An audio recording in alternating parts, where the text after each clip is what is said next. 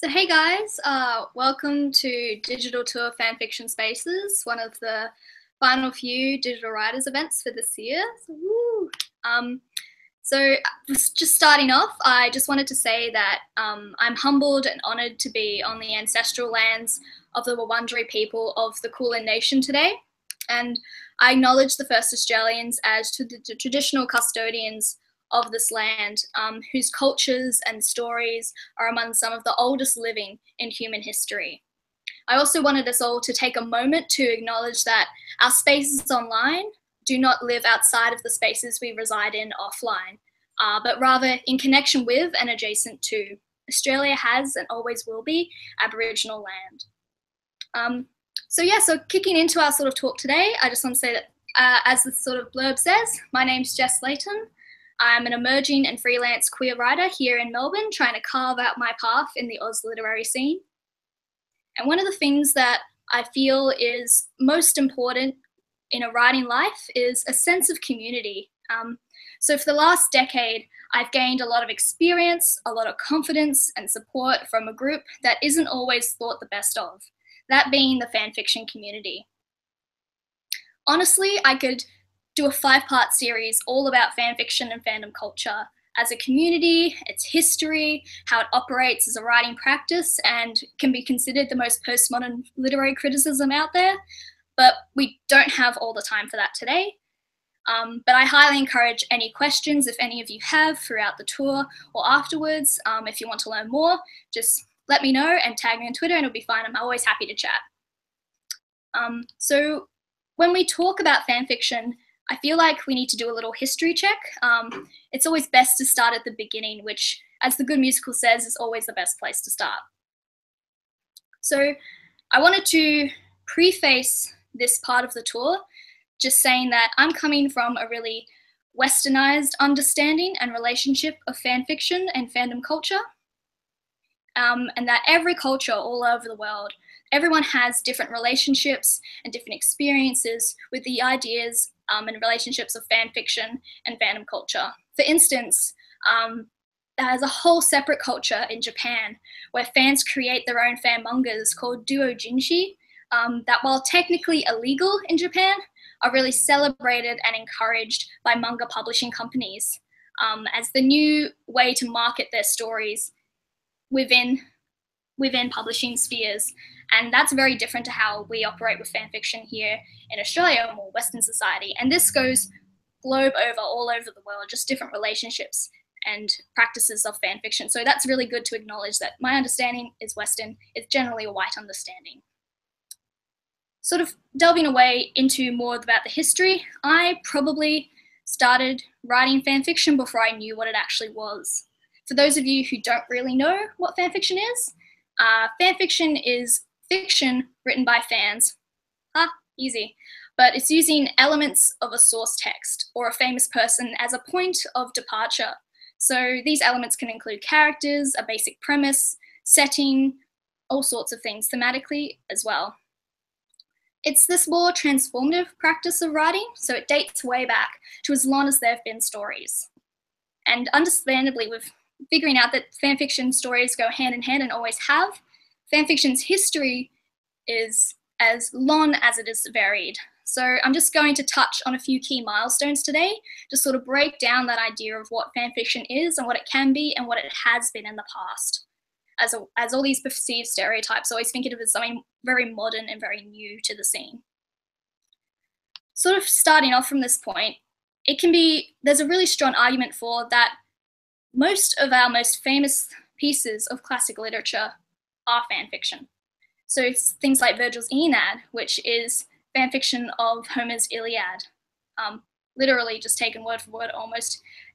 Virgil tried to write in the style of Homer. He tried to get it really exact to make it a sequel, but they're very distinct. They're hundreds of years actually between the two works.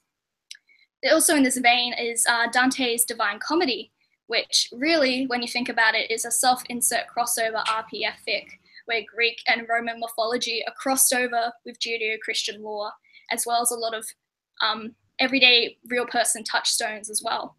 And to be honest, I think the term Mary Sue should be changed to Dante, because Dante is he's just a mess in that story. Anyway, digressing.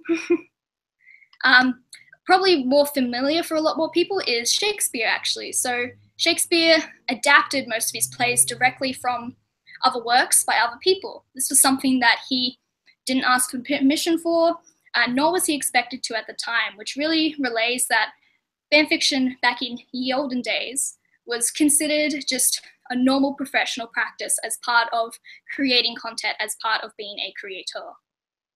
Sort of shifting off from this, as more modern times started to happen, you can see that there was a real shift and a real divergence between the understanding of originality of original creators. So with the work like Don Quixote, which was considered one of the very first popular novels as we know of today, there was a lot of people after it came out writing their own versions of the story and publishing their own fanfiction and their own sequels to it. But there was so much of this going on that the original creator of the novel Don Quixote wrote a sequel where his title character reads pieces of fanfiction about himself and then sets out on a quest to beat up the fanfiction authors who mischaracterized him. So that's a really good example of how not all creators really like fanfiction about their work. So, awkward. Anyway, fast forwarding a little bit to the 1920s, we have Jane Austen's work, which was quite prevalently being reworked and redistributed in the earliest fanzines. Then I really feel like fanfiction reached its revolutionizing point when, at the modern age, with the advent of this television series Star Trek in the 1960s. So at this time, fandom and fanish activity moved into a more public sphere, as before fans and fanfiction writers had relationships or perceived relationships with source works and their authors, and less so with each other in a community setting. But with modern technology and with Star Trek, fans began to develop relationships and connections to each other.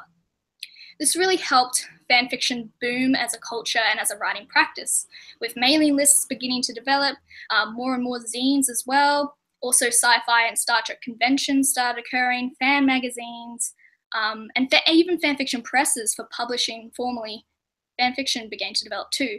So this involved fandom to a more interactive and communal formal practice of engaging creatively as a fan, instead of just sort of something shied away and done as an individual. This is pretty much the same deal right up until the early 90s, with the internet starting to develop in every home. So surprisingly enough, the internet actually made fandoms more smaller and more segregated, with multiple individual platforms popping up just for individual fandoms. I have a really good example of one that used to happen. This is probably what used to occur. So what you can see here is a screenshot of one of the original X-File forums and fandom platforms that was developed. You can see that it's purely just X-Files, purely just for that fandom, and that's sort of what started to occur in really great numbers on the internet, just these individual little pockets of fandom. So in the here and now though, geekish culture and internet culture, it's never been better to be a fan. And it's really delve into the mainstream, and fanfiction as a legitimate form of creation has also really jumped into the mainstream in the form of what we call reimaginings or adaptations or reboots. That's all just fancy Hollywood jargon for fanfiction because they're too ashamed. But yeah, essentially fanfiction has become something that's not merely within the conscious of the mainstream, but has become the more dominant form of storytelling and literature in a public sphere. Creator sanctioned or not, these reboots and these adaptations are fanfiction. They function as fanfiction does, such in the cases Hamilton, the Broadway musical, or the recent Power Rangers movie, or Margaret Atwood's Hagseed, and they involve all the elements that fanfiction does. There is literally no difference between them. And yes, one of the most famous fanfictions now, the not at all abusive 50 Shades of Grey, which I'll touch on a little bit later. So within the fic community online, like I said, it's never been better to be a fan. And this sort of takes us into where fanfiction stands now in the internet age and in the communal social media phase. So like I said, online now, Fanfiction is like going to a buffet table with all of your dietary needs, your guilty pleasures, all set out before you in delicious deliciousness. The juggernauts of these spaces online are the platforms Wattpad, FanFiction.net, and Archive of Our Own. Though there are other platforms such as Tumblr or LiveJournal, I won't be going into those today. We don't have enough time.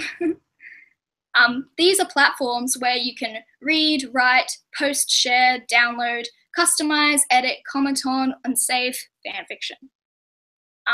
So between them, there are over 9 million fanfics online in over 30 languages. And these range from works that are a few hundred words in length to what is honestly the world's longest piece of literature, which stands at over a word count of 4 million words, which I'll be showing you guys a little bit later. It's a really interesting phenomenon. So I sort of want to start, as I said at the beginning, with what fanfiction has to offer and sort of how you can engage with that on an online space. This is probably the earliest we can get to, which is fanfiction.net, which was launched in October in 1997.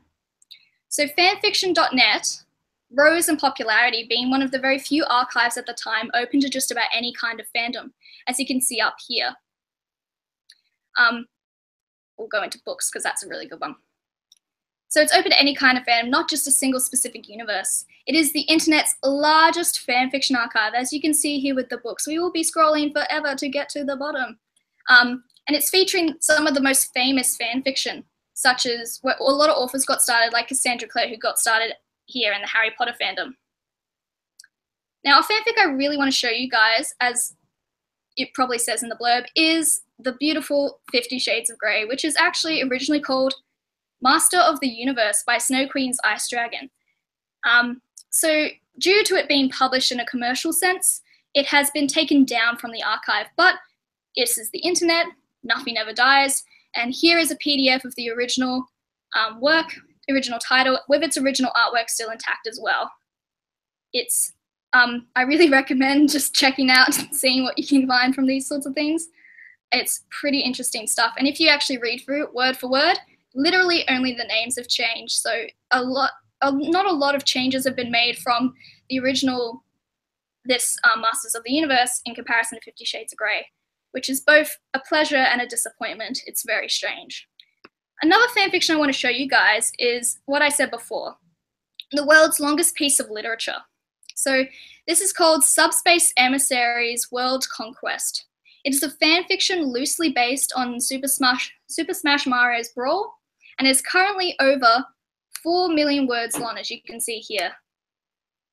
4 million words long, gosh. So the writer started in 2008, and they are still going. So you can see published March 2008. The most recent update was last year, but the writer of this generally does take large gaps between his work. All of these links for these fanfictions I'll be showing you today will be available on Twitter, so if you're interested in seeing actually what it contains and how he can sustain 4 million words, let me know and we'll definitely check it out. So probably my favorite fanfiction I will be showing you today is the infamous My Immortal by Tara Gilsby. So this is one that probably rings a bell for a couple of people, specifically for people who engage with fanfiction and writing content online, as My Immortal is the most notoriously bad written fanfiction. It's set as a self-insert fic where I feel the term Mary Sue comes home to rest.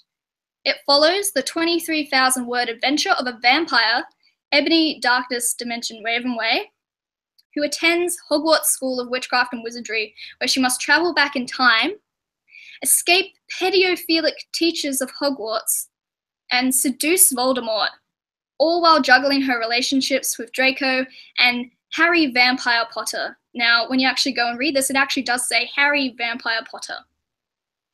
So this is one of those fics that you really do have to read. The original has been taken down since, as you can read in the disclaimer here, but this is a re-uploaded version that someone's obviously done, just out of the goodness of their heart, wanting to maintain the mystery that is My Immortal.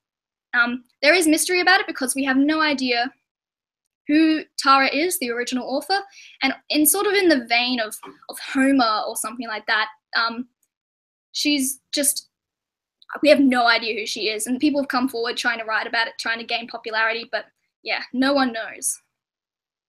So sort of heading back into fanfiction.net as a platform, it acts mostly as an archive now for older stories and for some of the older works, containing fanfiction and just fanfiction. It's purely for, as the site suggests, fanfiction.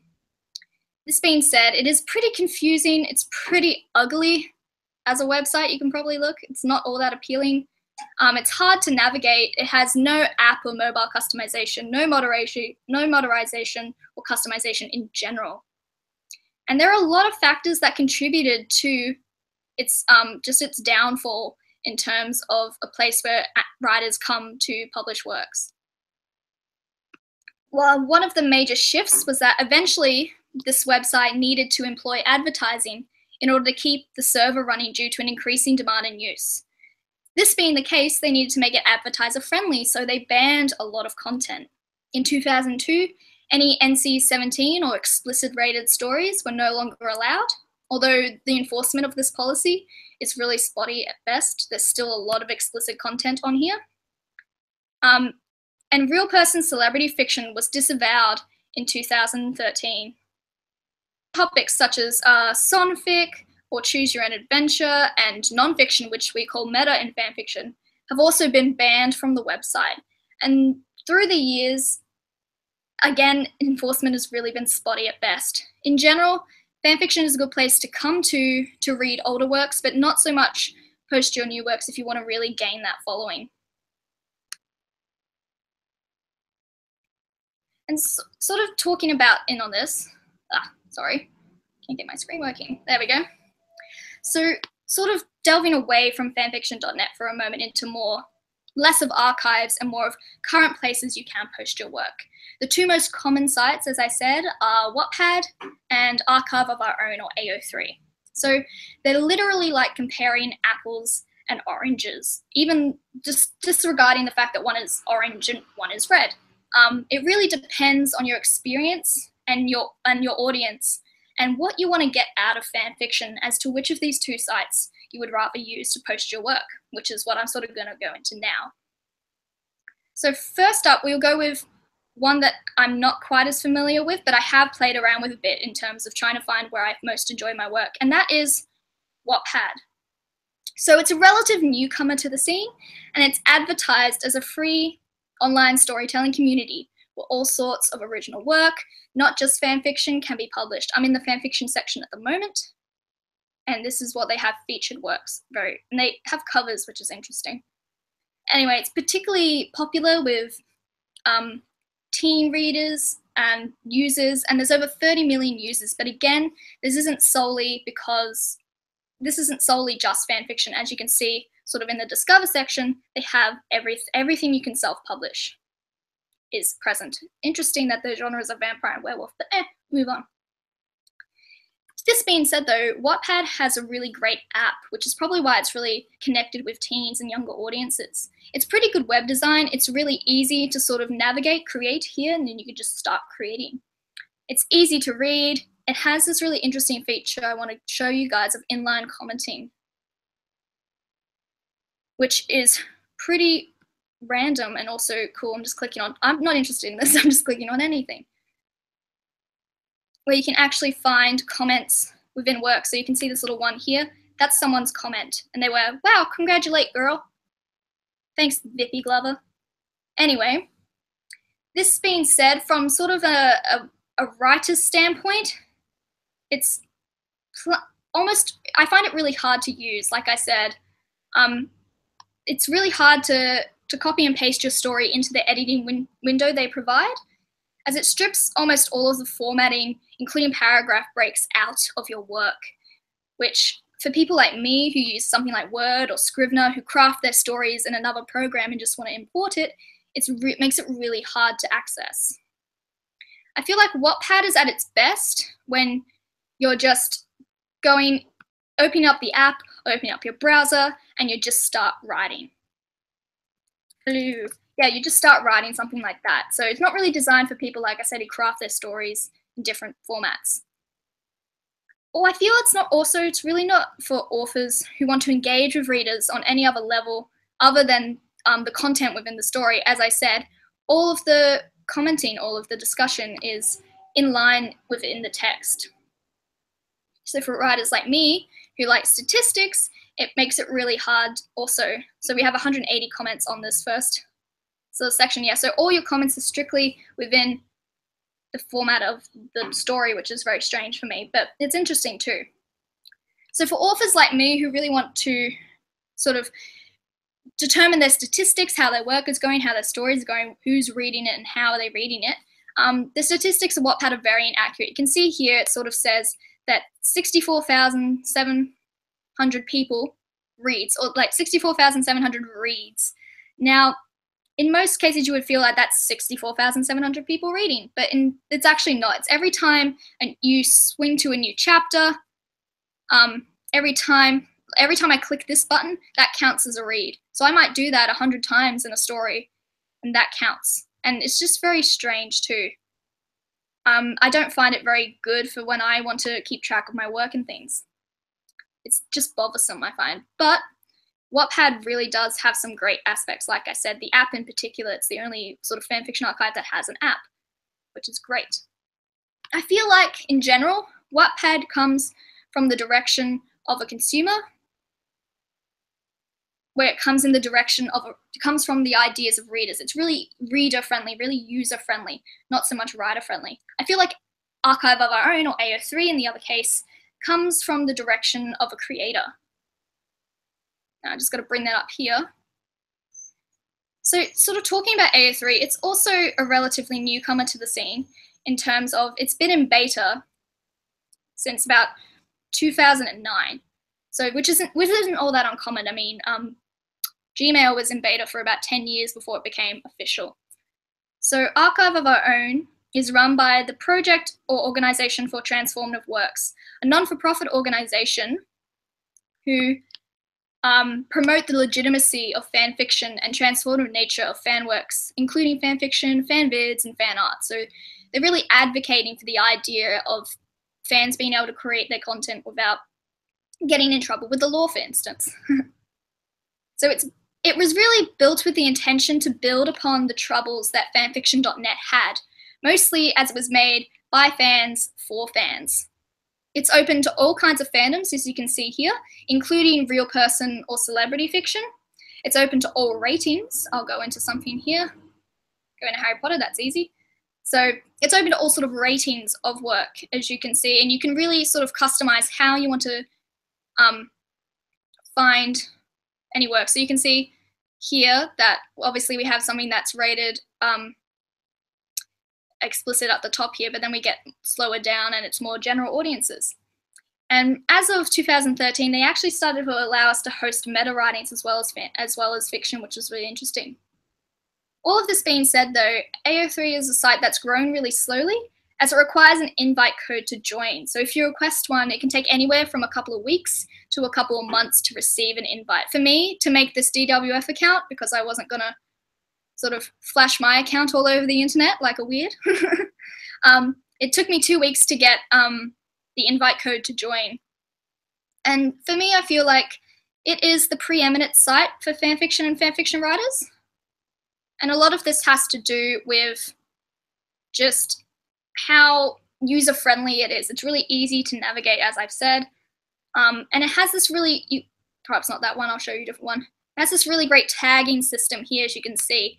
So it actually allows you to make bold warnings, specific trigger warnings for your work, right predominant, right at the front, so no one gets really hurt with that sort of thing. And then it also allows you to really zone in on the tags that you want. So it's really great for finding exactly what you want to read and warning your readers exactly of what's included.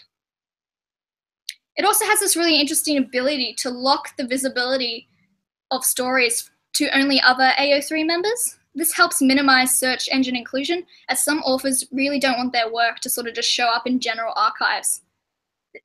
This all being said, though, I feel that particularly with Archive of Our Own, there's a real definite Western bias in terms of how a work is tagged, it's how it's categorized, and even how the organization for transformative work functions on a legitimate level. It's a very Western, very white sort of understanding of all these things,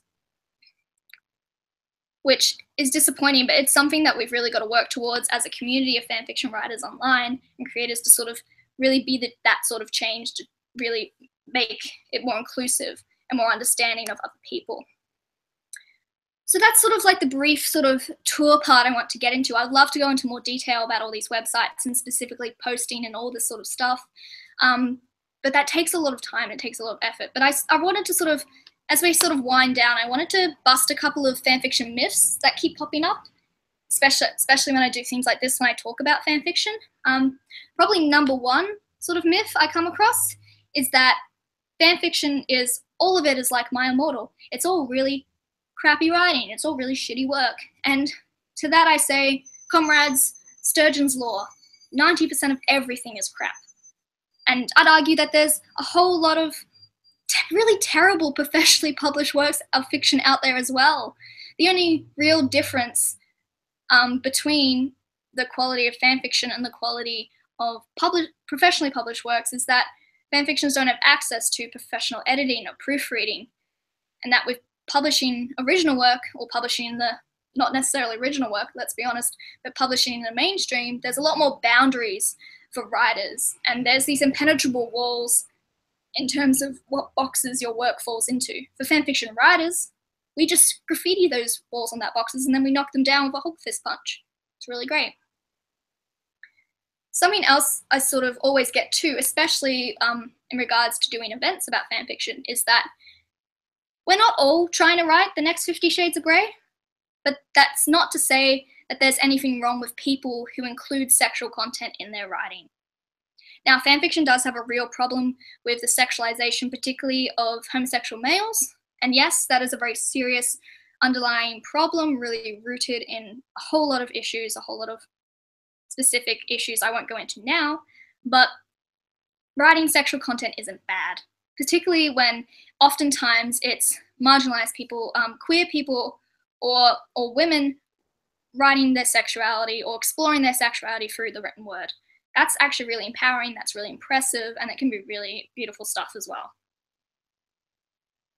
I also get the question a lot is just the assumption that, oh, fan fiction is not legitimate writing. And I don't know, like if it's conveying ideas and story through the craft of the written language, I feel like that's legitimate. Fanfiction is even studied academically now, but that's not to say that academic study defines legitimacy, but it does give credence to the fact that researchers are really looking at fanfiction's relationship to feminism, with disability, with activism, with the queer world, with race studies, and much, much more, which is a far cry from when it was dismissed as a subculture for young girls who either resembled excitable puppies or horny old cats. So particularly I found, especially in recent years, that fanfiction has deliberately inserted intersectional feminist discourse, gender theory, and class commentary into stories, marketed primarily at disempowered or younger people, which really is amazing because it makes these complex academic theories accessible to all readers. I think fanfiction can be very political, it's very subversive, it's very radical. And what is more than that than writing Harry Potter as an amputee, or Hermione as black, or Ron as transgender? These sorts of stories expose people to narratives within written from the perspectives of marginalized people and communities, and often by those marginalized people themselves. And this is something that's really of an interest to me, and we'll be going more into at 3 p.m. today with representations in fanfic, which definitely check out. So sort of leaving that to the experts, I'll just move on. Sort of the final word I wanted to give, if there wasn't any questions, was that I pretty much grew up on fanfiction. As a queer kid in a rural town, in a public school, I got my sex education from fanfiction online. I learnt my own identity, and I got the courage to share that with others by virtue of seeing it represented and explained to me through fanfiction. I've bawled my eyes out at 3 a.m. over some stuff I've read online. I've also laughed at 3 a.m., which seems impossible, over some stuff I've read too. I've had and I continue to get really lovely, thoughtful and touching emails and messages from particularly from young queer kids who find some sort of reflection of themselves in my work online. In particular for me, sort of as a final word, fanfiction has been a really positive force in my life. In order for me to find myself in some form of literature, I needed to make that space for myself online, and that is a creative force. And I hope that if anything I've said today, or if anything that will be said at the 3 p.m. session is of interest to you, that fanfiction can be a positive force for you as well. So yeah, if there weren't any sort of questions popping up or anything, I guess that's it from me. Help me.